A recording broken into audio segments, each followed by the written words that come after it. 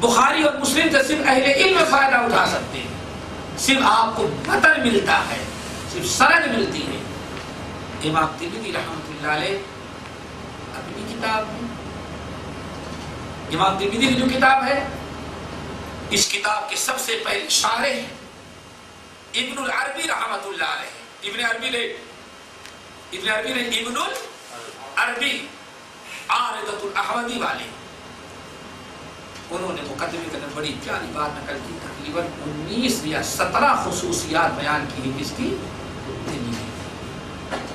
ترمذی میں یہ جو خصوصیات ہیں دنیا میں کسی اور حدیث کی کتاب کے اندر نہیں پائی۔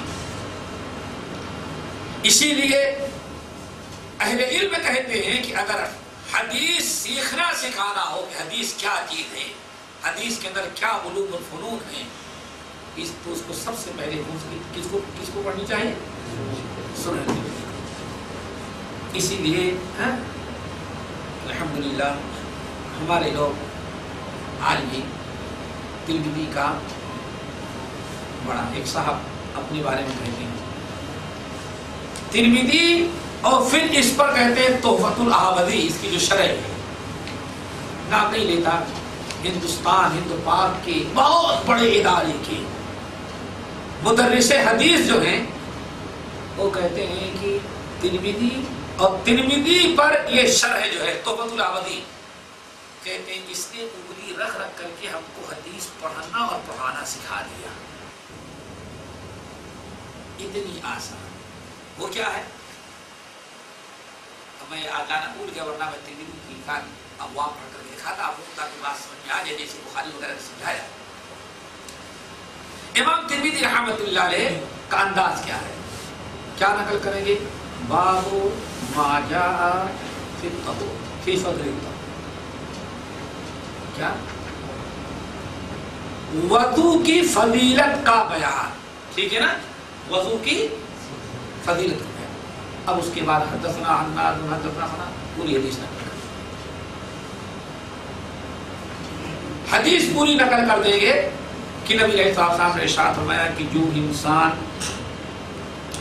وضو کرتا ہے، جو انسان وضو کرتا ہے، ہاتھ دھلتا ہے تو ہاتھ کے سارے گناہ، چہرہ دھلتا ہے تو چہرے کے سارے گناہ، پیر دھلتا ہے تو پیر کے سارے، فضیلت نقل کی حدیث ہو گئی۔ اب امام ترمذی کیا کہیں گے؟ ھذا حدیث صحیح، اب بتا دیا، پڑھنے والے کو بتا دیا یہ حدیث کیا ہے۔ پھر کیا کہ وفی الباب عن ابی ہریرہ وعائشہ وعلی، اور اس بات میں اس مسئلے کو بیان کرنے کے لیے وضو کی فضیلت میں اتنے صحابہ کرام سے اور حدیثیں منقول ہیں۔ اب نقل نہیں کہ کبھی نقل کرنے کا حدیث جاؤ، اب پڑھنے والے کو دو چیزیں معلوم ہو گئی، وضو کی فضیلت کے ساتھ ساتھ دو حدیثیں اور دو چیزیں اور معلوم ہو گئی، کیا؟ ایک تو یہ صحیح ہے، اور نمبر دو اس حدیث میں ایک ہی صحابی نے حدیث نہیں روایت کی ہے اس بات میں، بلکہ ان کے علاوہ اور صحابہ کرام کی حدیثیں، یعنی پوری ایک جماعت ہے۔ اب آگے اگر کوئی راوی آگے جیسے ابو ہریرہ تو کنیت ہے، کیا ہے؟ کنیت ہے، ہریرہ کے بعد ملنے کے بعد اب نام کیا ہے؟ اب امام ترمذی کہیں گے وابو ہریرہ اسمہ، ابو ہریرہ کا نام، لیکن نام بتا دیا راوی کے بعد۔ پھر اگر کوئی آیا دوسرا راوی آیا کسی طرح میں ضعیف ہے، جیسے کہیں گے وفی اسنادہ محمد بن عقیل تو کل ما فیہ من قبل حفظہ، اس سند میں محمد بن عقیل نامی راوی ہیں، یہ سچے ہیں، عادل ہیں، سب کچھ ہیں، لیکن حافظہ ذرا کمزور تھا، اس لیے بعض محدثین نے حافظہ کمزور ہونے کی وجہ سے ان پر کلام کیا ہے۔ وسألت محمدا، اور پھر ہم نے محمد بن اسماعیل اپنے استاد سے پوچھا تو انہوں نے کہا اسناد ہو مقارب، یعنی اس کی سند جو ہے جس سند میں راوی ہو سند قابل، کتنی باتیں ذرا سوچو۔ اسی لیے محدثین کہتے ہیں منفعت اور فوائد کے حساب سے بخاری اور مسلم اور ابو داؤد وغیرہ سب سے اچھی کتاب کون ہے؟ ترمذی ہے. کیوں؟ اس میں جو کچھ ملتا ہے کسی اور کتاب میں نہیں ملتا. پھر اگر مسئلہ ہے اختلافی تو اب کیا کہیں گے؟ یہ حدیث وَبِهِ قَالَ وَالْعَمَلُ عَلَى هَذَا عِنْدَ بَعْضِ أَهْلِ الْعِلْمِ مِنْ أَصْحَابِ النَّبِيِّ صلی اللہ علیہ وسلم وَمَنْ بَعْدَهُمْ مِنَ التَّابِعِينَ. اس حدیث کے مطابق عمل ہے صحابہ کا، تابعین کا، فلاں کا. اگر کسی نے مخالفت کی ہے کیا؟ وَخَالَفَ أَبُو حنیفہ وَخَالَفَ أَبُو حنیفہ. امام ابو حنیفہ رحمۃ اللہ علیہ نے اس حدیث پر عمل نہیں کیا بلکہ اس حدیث پر ان کا عمل اور اگر انہیں اس کے خلاف ابو حنیفہ رحمۃ اللہ علیہ کا قول کیا ہے؟ لیکن وَذَهَبَ أَهْلُ الْكُوفَةِ إِلَىٰ كَذَا، یعنی حدیث کی شرح بھی کر دی اور یہ بھی بتا دیا کہ اس حدیث کے مطابق کس کا عمل ہے اور دوسرے امام کا عمل کس حدیث کے.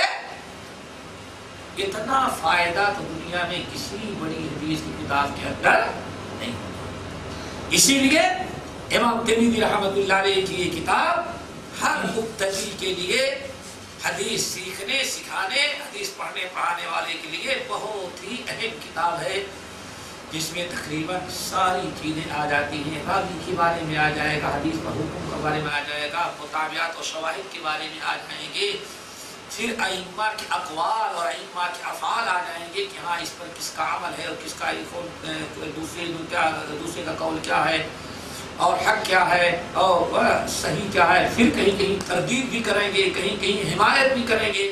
یہ ساری چیزیں امام ترمذی رحمۃ اللہ علیہ اپنے سنن کے اندر نقل کر دیتے ہیں. اسی لیے اس کتاب سے آپ کو اپنانا، اس کا پڑھنا، اس کا مطالعہ کرنا، اس کا سیکھنا سکھانا ہمیشہ سے اہل علم کا دستور رہا.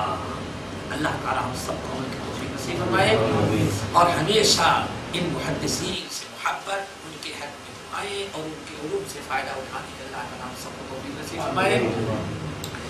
اس کتاب کی بہت سی شرحیں لکھی گئی ہیں، بہت سی شرحیں لکھی گئی ہیں، لیکن ابھی موجودہ دور میں سب سے بڑی شرح، سب سے معتبر شرح جو سمجھی جاتی ہے تحفۃ الاحوذی. مبارک پور بڑا ہی مردم خیز شہر ہے اعظم گڑھ کا.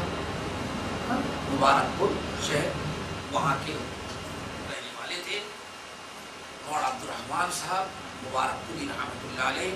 انہوں نے 4 تقیم جلدوں میں اس مقدمے کے علاوہ اس کتاب کو لکھا تھا جو آج تقریباً 9-10 جلدوں میں چھپی ہوئی ہے. اس سے بڑی اور اس سے مناسب شرح ابھی تک لکھی نہیں گئی، اسی لیے علماء نے اس کو قبول کیا. اور بعض اہل علم کہتے ہیں کہ امام ترمذی رحمۃ اللہ علیہ نے سنن ترمذی لکھ کر کے امت پر اپنا ایک حق قائم کیا تھا کہ اس کی کوئی شرح لکھے، اور مولانا عبد الرحمن صاحب مبارک پوری رحمۃ اللہ علیہ نے تحفۃ الاحوذی جیسی شرح لکھ کر کے امام ترمذی کا حق جو امت پر تھا اس کو ادا کر دیا. اللہ تعالیٰ سب کو توفیق دے تاکہ انشاءاللہ آئندہ